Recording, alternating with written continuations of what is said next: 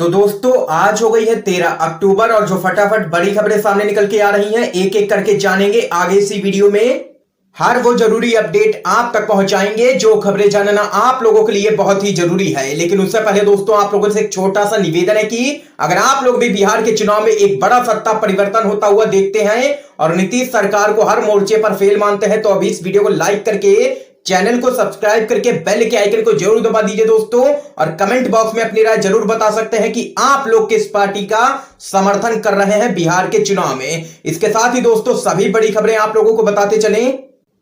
भाजपा एक बुरी ताकत और सबसे बड़ी महामारी है, ये यहां पर कहना है ममता बनर्जी का। आप लोगों को दोस्तों बताते चलें, पश्चिम बंगाल की मुख्यमंत्री ममता बनर्जी ने भाजपा को बुरी ताकत और देश में सबसे बड़ी महामारी करार देते हुए दावा किया है कि भगवा पार्टी अपने राजनीतिक फायदे के लिए राज्य में तनाव भड़काने की लगातार कोशिश कर रही है। तृणमूल कांग्रेस प्रमुख ममता बनर्जी ने यह भी दावा किया है कि भाजपा की दिलचस्पी लोगों की भलाई में नहीं है बल्कि सिर्फ सत्ता हासिल करने में है। ममता बनर्जी ने आगे कहा है कि एक और आपके सामने कोविड-19 है, डेंगू है, तो वहीं दूसरी तरफ आपके सामने सबसे बड़ी महामारी भाजपा है। यह एक बुरी ताकत है। ये यहाँ पर जोरदार हमला बोला है बीजेपी पर पश्चिम बंगाल की मुख्यमंत्री ममता बनर्जी ने। कि आप लोग दोस्तों ममता बनर्जी की इन बातों का समर्थन करते हैं या फिर नहीं? अपनी राय हाँ या ना में जरूर बता सकते हैं कमेंट बॉक्स में। इसके साथ ही एक और बड़ी अपडेट दोस्तों जान लेते हैं।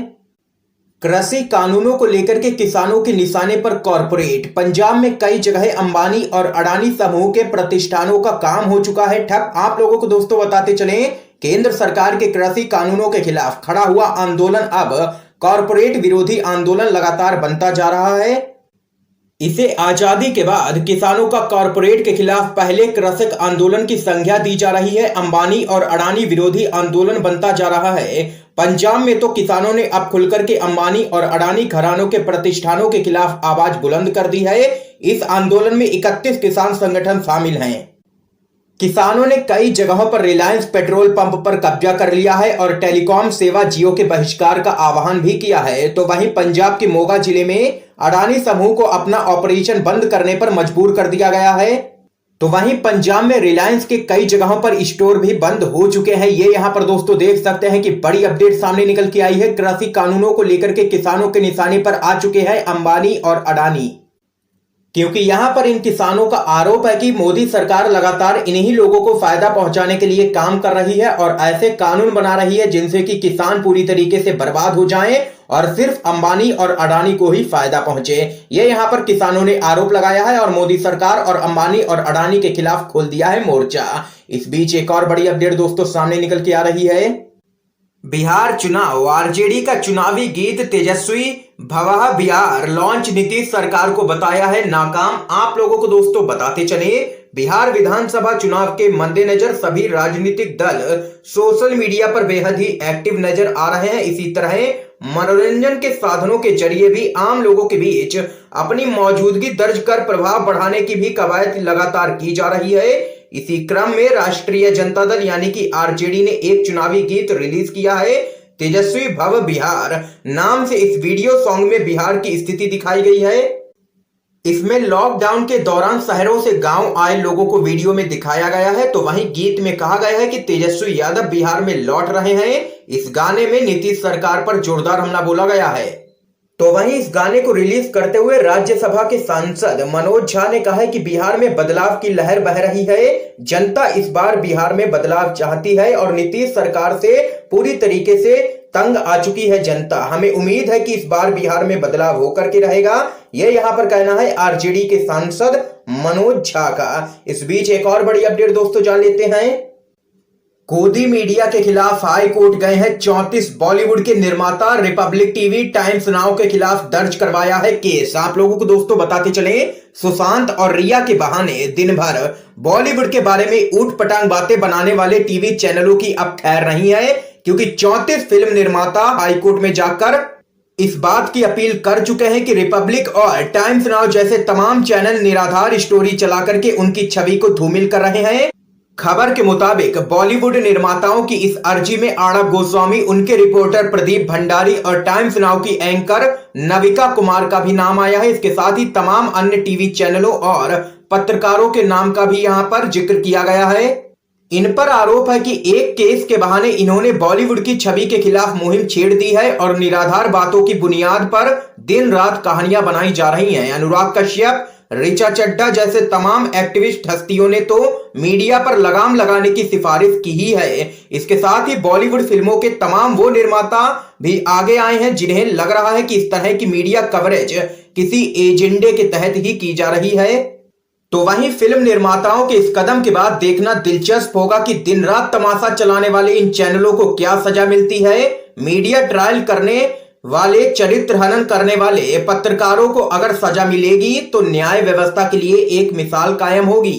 दोस्तों, अगर आप लोग भी देश भर में नफरत फैला रही गोदी मीडिया का जबरदस्त तरीके से विरोध करते हैं तो अभी इस वीडियो को लाइक करके अपना समर्थन जरूर दर्ज करवा दीजिए। इसके साथ ही दोस्तों एक और बड़ी अपडेट आप लोगों को बताते चलें।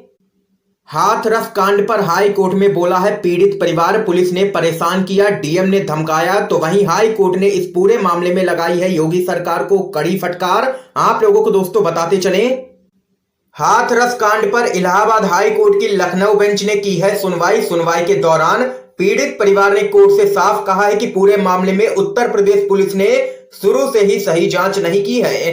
परिवार ने कोर्ट को बताया कि पुलिस ने उन्हें परेशान किया और यहां तक कि शुरू में एफआईआर तक दर्ज नहीं की गई। इतना ही नहीं, जब दिल्ली के अस्पताल में उनकी बेटी की मृत्यु हो गई तो बिना परिवार की सहमति के रात के अंधेरे में ही उसका अंतिम संस्कार कर दिया गया।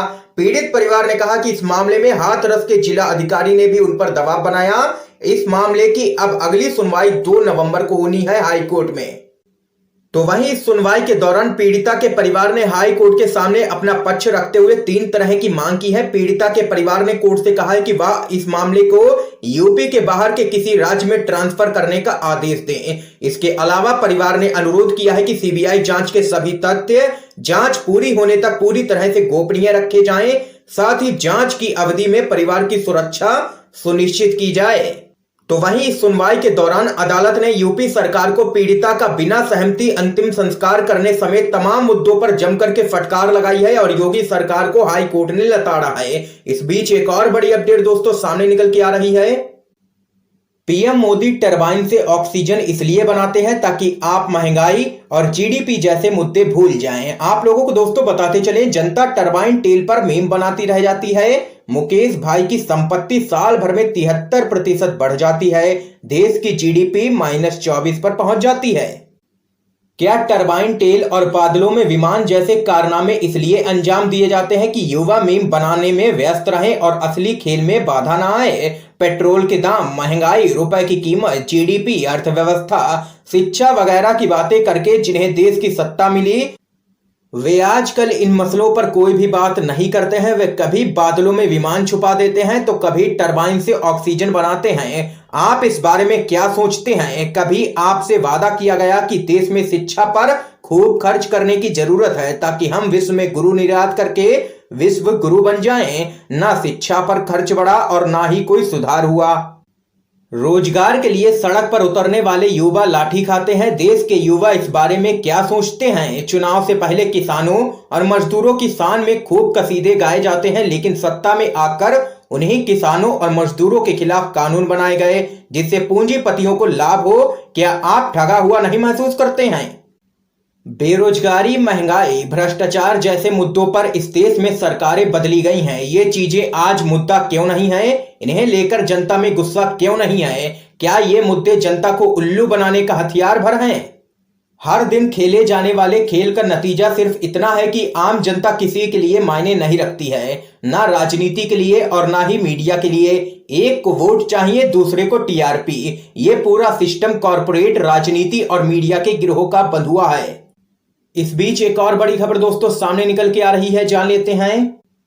हाथरस मामले पर बोले हैं राहुल गांधी, पीड़ितों की रक्षा करने के बजाय अपराधियों को बचा रही है योगी सरकार। आप लोगों को दोस्तों बताते चले, कांग्रेस के पूर्व अध्यक्ष राहुल गांधी ने एक बार फिर हाथरस मसले को लेकर के सरकार पर निशाना साधा है।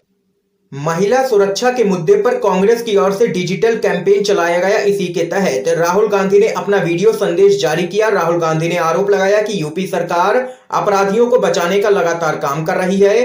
राहुल गांधी ने अपने वीडियो में कहा है कि कुछ वक्त पहले मैं हाथरस गया था, जाते वक्त मुझे रोका गया, दूसरी बार मैं चला गया, मुझे उस परिवार से मिलने से क्यों रोका गया था? उनकी बेटी के साथ बलात्कार हुआ, फिर हत्या कर दी गई। जब मैंने पीड़ित परिवार से बात की तब सरकार ने पीड़ितों पर आक्रमण करना शुरू कर दिया। राहुल गांधी ने आगे कहा है कि सरकार का काम अपराधियों की रक्षा करने का नहीं है। यूपी सरकार पीड़ितों को न्याय नहीं दे रही है। यूपी सरकार को अपराधियों को जेल में डालना चाहिए। ऐसा देश में लाखों महिलाओं के साथ ऐसा होता है। राहुल गांधी ने आगे कहा है कि समाज को बदलना है और माता बहनों के साथ जो किया जा रहा है वो अन्याय है। इसके साथ ही राहुल गांधी ने कहा है कि आइए देश भर में महिलाओं पर हो रहे अन्याय के खिलाफ आवाज उठाएं, एक कदम बदलाव की ओर। #Speak up for women safety, ये यहां पर राहुल गांधी ने ट्वीट किया है और सीधे तौर पर बीजेपी सरकार को लिया है निशाने पर। इस बीच एक और बड़ी खबर दोस्तों सामने निकल के आ रही है। संसद से पास तीनों ही कृषि कानूनों पर सुप्रीम कोर्ट ने मोदी सरकार को जारी किया है नोटिस। 4 हफ्ते में देना होगा मोदी सरकार को जवाब। आप लोगों को दोस्तों बताते चलें, सुप्रीम कोर्ट ने हाल ही में संसद में पारित किए गए 3 कृषि कानूनों को चुनौती देने वाली रिट याचिकाओं पर सुनवाई की है। मामले की सुनवाई करते हुए कोर्ट ने केंद्र सरकार को नोटिस जारी किया है। मुख्य न्यायाधीश एस.ए. बोबडे की अध्यक्षता वाली खंडपीठ ने रिट याचिकाओं की संयुक्त सुनवाई करते हुए केंद्र सरकार को नोटिस जारी किया है। कोर्ट ने जवाब के लिए केंद्र सरकार को 4 हफ्तों का यहां पर समय दिया है। आप लोगों को दोस्तों बताते चले, कई याचिकाएं दाखिल हो चुकी है सुप्रीम कोर्ट में और यहां पर इन कृषि कानूनों को रद्द करने की मांग की गई है, क्योंकि यहां पर याचिकाओं में साफ कहना है कि मोदी सरकार के द्वारा तीनों ही कानून लाए गए हैं जो वो असंवैधानिक हैं। इसके साथ ही दोस्तों एक और बड़ी अपडेट जान लेते हैं। क्या कृषि कानून पर पीछे हटेगी केंद्र की मोदी सरकार? 31 किसान संगठनों को बातचीत के लिए बुलाया तो किसानों ने सरकार के सामने रखी है शर्त। आप लोगों को दोस्तों बताते चले, कृषि कानून पर केंद्र के खिलाफ लगातार हो रहे विरोध प्रदर्शनों के बीच मोदी सरकार ने एक बार फिर किसानों को बातचीत का न्योता दिया है। मोदी सरकार ने कृषि बिलों पर बातचीत के लिए पंजाब से कम 31 किसान संगठनों और उनके नेताओं को 14 अक्टूबर को दिल्ली बुलाया है। नए कृषि कानूनों के खिलाफ पंजाब और हरियाणा में सबसे अधिक प्रदर्शन देखने को लगातार मिल रहा है। तो वहीं किसान संगठनों ने इससे पहले पिछले सप्ताह केंद्रीय कृषि विभाग के द्वारा 8 अक्टूबर को उनकी चिंताओं को दूर करने के लिए आयोजित बैठक में भाग लेने के निमंत्रण को अस्वीकार कर दिया था। तो वहीं किसान संगठनों का साफ कहना है मोदी सरकार से कि जब तक वो ये तीनों कानून रद्द नहीं करती है मोदी सरकार, तब तक वो बातचीत के लिए बिल्कुल भी तैयार नहीं होंगे किसी से भी। ये यहां पर किसानों के संगठन ने साफ कर दी है स्थिति। इसके साथ ही दोस्तों एक और बड़ी अपडेट आप लोगों को बताते चलें। इस राज्य में खतरे में बीजेपी सरकार, मुख्यमंत्री से नाराज करीब 1 दर्जन विधायक दिल्ली पहुंचे। आप लोगों को दोस्तों बताते चलें, बीजेपी के बड़े नेताओं का ध्यान भले ही अभी बिहार विधानसभा चुनाव व मध्य प्रदेश उपचुनाव पर हो, लेकिन इस बीच त्रिपुरा में भाजपा सरकार खतरे में दिख रही है। आप लोगों को दोस्तों बताते चलें, त्रिपुरा में सरकार बनाने के करीब 2.5 साल के बाद सीएम बिप्लब कुमार देब को पार्टी के ही कुछ विधायकों के गुस्से का सामना करना पड़ रहा है और यहां पर बताया जा रहा है कि करीब 1 दर्जन भाजपा के विधायक बिप्लब देब से काफी नाराज होकर यहां पर दिल्ली पहुंच गए हैं और सीएम को उनके पद से हटाने की लगातार ये विधायक मांग कर रहे हैं। ये यहां पर दोस्तों इस समय की आज की तमाम बेहद बड़ी खबरें सामने निकल के आई हैं जो हमने आप लोगों तक दोस्तों पहुंचाई हैं। इन खबरों पे आप लोगों की क्या राय है जरूर बता सकते हैं कमेंट बॉक्स में कमेंट करके, और इन खबरों को ज्यादा से ज्यादा अपने सभी दोस्तों तक पहुंचाइए। वीडियो को शेयर कीजिए ताकि आप सभी के दोस्त भी इन खबरों को जान सकें।